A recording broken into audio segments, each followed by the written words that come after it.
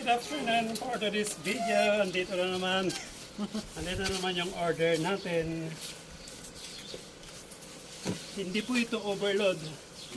Ano lang, ito lang yung regular na na size. Dito ka para makuha. Order ito ng ng Dagupan Santro. O, diba?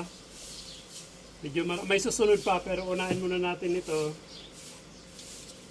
Kailangan mabilisan ang galaw dahil yung ice malulusaw. Yung inilalagay ko, ito yung pinaka-topping po niya. Para, pag kailangan may ganito para magmukhang itong halo-halo, di ba? Ito yung pinaka-leche niya. Mabilisan pero mabagal ako.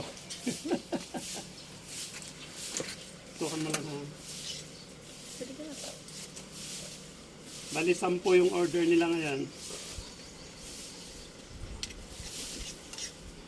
Kahapon yung order lang, kaunti lang. Tig-apat lang kahapon. Ngayon nabigla sila ngayon.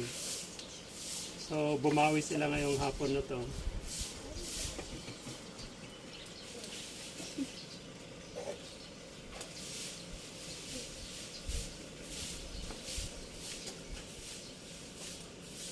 Ang ginamit natin ngayon is obe.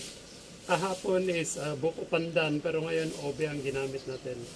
Everyday nagpapalit tayo ng ng naka-toppings niya para ito na yung niya, ito na yung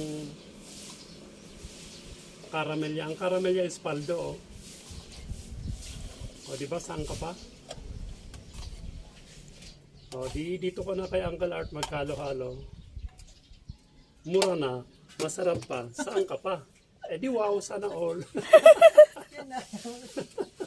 O, di ba? Kailangan dalawang ilagay natin na gatas nila. Kasi, para mabilisan.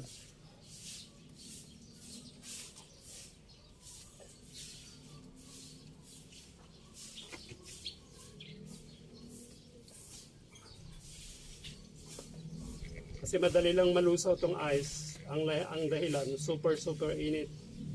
Kaya ganun. Pare-parehas lang naman paglagay ko kasi nagka-count ako. Kaya hindi ako nalilito.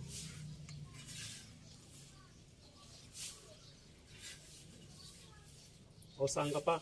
Gatas pa lang. Paldo ka na.